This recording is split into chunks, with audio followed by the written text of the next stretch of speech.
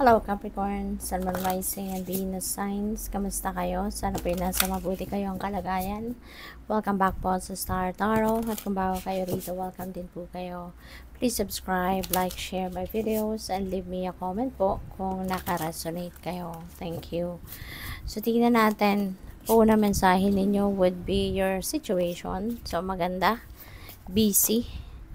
So this is your challenge. Hala. This is tatlo. That is your advice. Daming advice sa'yo. So, ito yung ninyo, outcome. So, napakaganda. Kasi this is a yes card. So, Chariot, no? Current situation ninyo, busy kayo. There's a lot of trouble happening siguro sa buhay ninyo sa ngayon. Dami ninyong iniisip, no? Na gagawin, no? There's a lot of movement. There's a lot of parang ang daming nakalinya na gagawin ninyo, no? Or gagawin kayo. So, good luck sa iyo dyan. Pero lahat ng ito, no? Meron naghihintay na tagumpay, no? Sa mga gagawin ninyo, sa mga plano ninyong ito. You're heading towards progress. You're heading towards pag-asenso. You're heading towards pagtatagumpay, no? Kaya napakaganda. So, yung challenge nyo lang is 7 of Pentacles. Kasi siguro, parang hindi kayo, parang you're lacking in patience, no? Kasi kung ano yung pinagtatrabahuan ninyo, ano yung pinagsisikapan ninyo, parang na-excited kayo lagi, no? Na makita ang resulta. Na-excited kayo lagi na makuha kung ano man ang bunga nito na pag-e-effort ninyo, no? And let's always remember na everything happens in divine order and timing, hindi ba? Hindi naman nangyayari mga bagay na kung kailan natin gusto mangyari, ito mangyayari na. 'Di ba? Hindi ganoon eh. Kailangan nating maghintay, kailangan nating matutong magpasensya at maghintay, 'di ba? Kasi it's the divine universe's decision, 'di ba? Kung kailan ibibigay sa atin. So we also have 3 of Wands. Ito yung ninyo na, ito yung advice ninyo. We have 3 of Wands, we have Death, we have Page of Cups. So napakaganda kasi 3 of Wands is about success, no? So, meron tayong success dito, meron tayong success dito.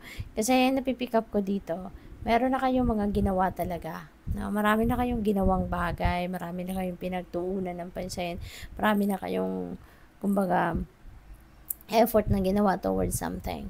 Pero ngayon, no, naghihintay kayo na naghihintay, although meron ng mga successes dito na makakamit kayo, pero hindi pa ito yung gusto ninyong makamit. Kaya parang naghihintay na kayo na naghihintay.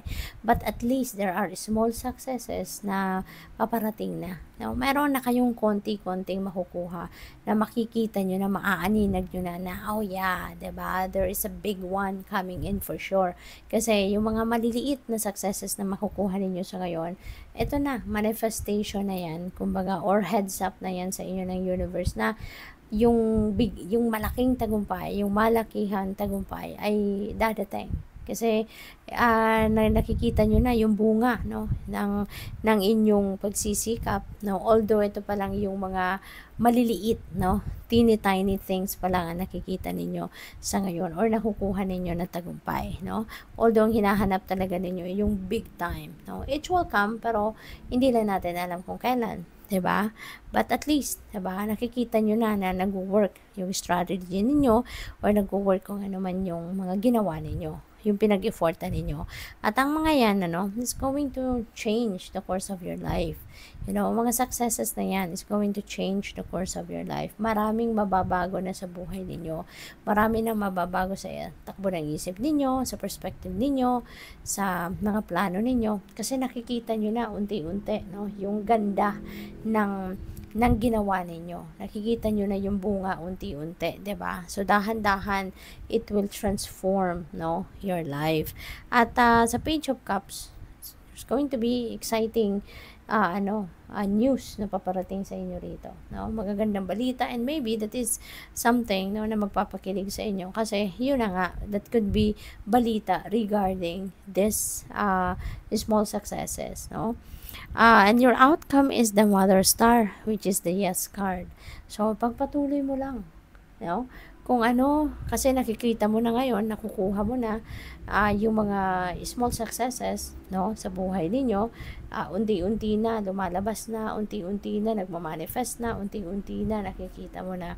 So,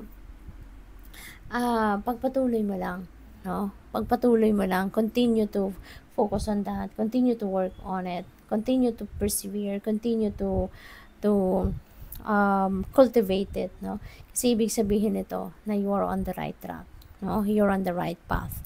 So, tingnan natin, kuha tayo ng clarifiers, no? Capricorn. So, sa Chariot, it's being clarified with Ten of Pentacles. Ayan. So, yung success na ito, no, hindi lang ito sa sarili ninyo, hindi lang ito success ng sarili ninyo, kundi inaalay nyo din yan sa pamilya ninyo.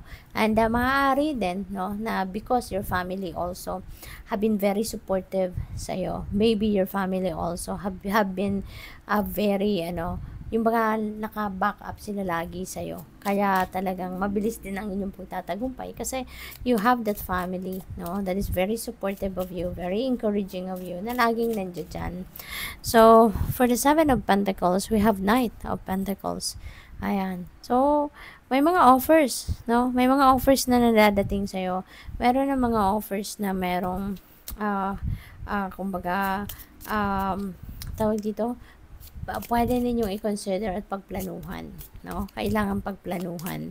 Huwag kayong kukuha or don't jump into something, no, na hindi ninyo pinag-isipan muna. So, with the Three of Wands, Death, and Page of Cups is the Magician. So, you're going to start another endeavor. So, meron din kayo ritong panibagong plano, no? Meron kayo panibagong idea rito that you are going to push. Meron kayo ritong sisimulan bago.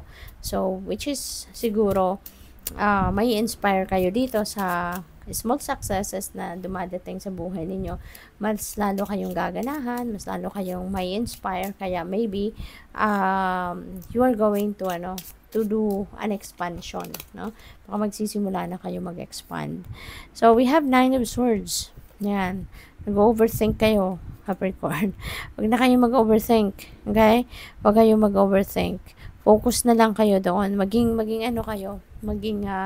focus lang kayo one at a time. No? Huwag din yung pagsama-samahin, huwag din yung pagsabay-sabayin yung mga iniisip ninyo, mga diskarte ninyo. Kasi lalo lang kayong maguguluhan yan.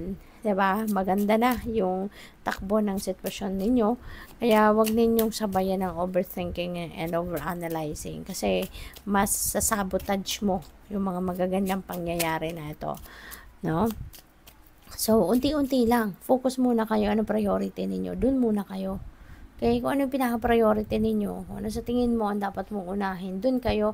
Huwag mo munang isipin pa ang kung ano-ano. Huwag mo munang isipin pa yung pagsabay-sabayin yung mga bagay-bagay. Okay? One at a time. So, we have guidance. You are not alone. You are guided by masters and teachers of the highest realms. Ayan. So, may guidance, no? In Divine Universe sa'yo, Capricorn. So, pakinggan mo lang ito. Hindi ka nag-iisa. Kaya wag kang matakot, wag kang kabahan, wag kang maaligaga. Okay? Because there is people that are willing to help you. There are people that are willing to be by your side. At saka ginagabayan kayo ng Divine Universe. Diba? Nandiyan dyan ang universe para tulungan ka. Diba? Pinapadalahan ka ng mga intuitive messages, intuitive nudges to guide you kung ano ang dapat mong gawin. So, focus ka dyan.